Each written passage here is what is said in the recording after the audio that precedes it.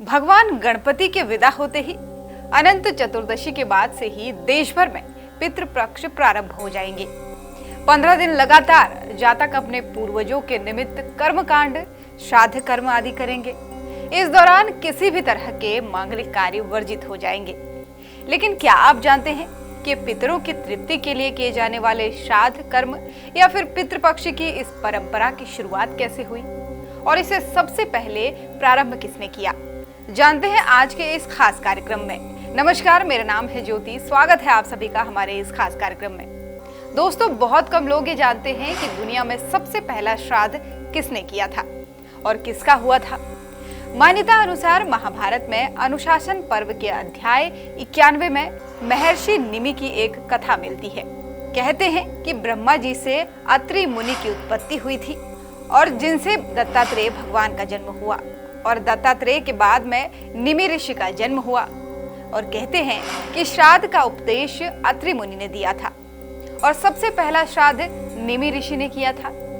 बताया जाता है कि निमि ऋषि के पुत्र की आकस्मिक मृत्यु हो गई थी, जिसके बाद वो इतने दुखी हुए कि उन्होंने अपने पितरों का आवाहन किया।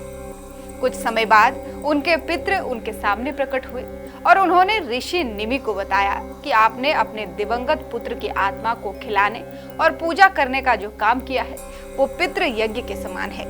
उसी के परिणाम स्वरूप आपका पुत्र पहले ही पितृदेवों के बीच स्थान बना चुका है। और कहते हैं कि इसी दिन से श्राद्ध कर्म की परंपरा शुरू हो गई। श्राद्ध कर्म को लेकर गरुड़ पुराण में भीष्म पितामह और युधिष्ठिर के एक संवाद का भी उल्लेख किया गया है। कहा जाता है कि इसी कथा को सुनने के बाद महाभारत के युद्ध में जितने भी सैनिकों की मृत्यु हुई थी, युधिष्ठिर ने सभी का विधि विधान से अंतिम संस्कार किया और बाद में उनका श्राद्ध भी किया।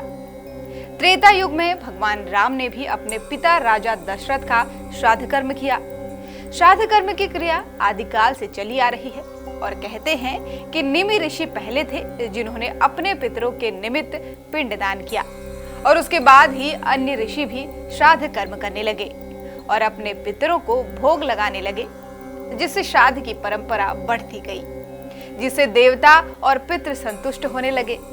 वहीं पौराणिक कथा के अनुसार लगातार अन्न का भोग करने से पितरों के पेट में अपच की समस्या होने लगती है और तब दोनों ही अपनी शिकायत लेकर ब्रह्मा जी के पास गए और कहते हैं कि ब्रह्मा जी ने उन्हें अग्निदेव के पास भेजा और कहा कि आपकी समस्या का समाधान अब वही करेंगे। जब अग्निदेव ने देवताओं और पितरों की समस्या सुनी तो उन्होंने कहा कि अब से सब मेरे साथ भोजन करेंगे और तभी से श्राद्ध का भोजन अग्निदेव को दिया जाने लगा और अग्निदेव को श्राद्ध कर्म का भोग लगाने की वजह से पितृ और देवताओं की पाचन की समस्या समाप्त हो गई।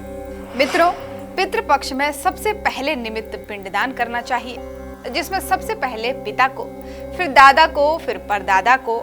यही नहीं, अमावस्या की तिथि पर तिल और कुश से तर्पण अवश्य करना चाहिए। भगवान विष्णु स्वयं कहते हैं कि तिल की उत्पत्ति मेरे पसीने से और कुश की उत्पत्ति मेरे रोम से हुई है। कुश में देव प्रतिष्ठित माने गए हैं और कुश के मूल भाग में ब्रह्मा, मध्य भाग में विष्णु और अग्र भाग में भगवान शंकर माने गए हैं। कहा जाता है कि मंत्र, कुश, तुलसी और अग्नि कभी बासी नहीं होते। तो मित्रों, कुछ ही दिनों में पितृपक्ष प्रारंभ हो जाएगा।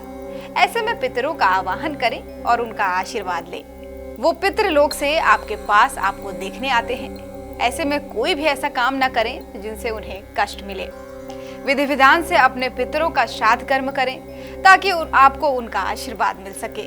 कई दोस्त हमसे ये पूछते हैं कि अगर किसी व्यक्ति की मृत्यु तिथि न मालूम हो तो क्या करें? तो जान लीजिए, अगर किसी व्यक्ति की मृत्यु तिथि मालूम ना हो तो सर्व पितृ मोक्ष अमावस्या पर सभी जाने अनजाने पितरों के नाम से धूप ध्यान पिंडदान कर सकते हैं। साथ ही पितरों के नाम से एक बर्तन में कच्चा दूध, कुश, जल, तिल, फूल ले लें और दाएं हाथ के अंगूठे की ओर से पितरों का ध्यान करते हुए उन्हें जल अर्पित करें। आप पर आपके पितृ सदा सहाय हों। इसी कामना के साथ आज के लिए बस इतना ही।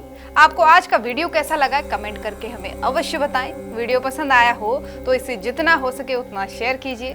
चैनल पर अगर नए हैं तो चैनल को लाइक और सब्सक्राइब अवश्य कीजिए। धन्यवाद।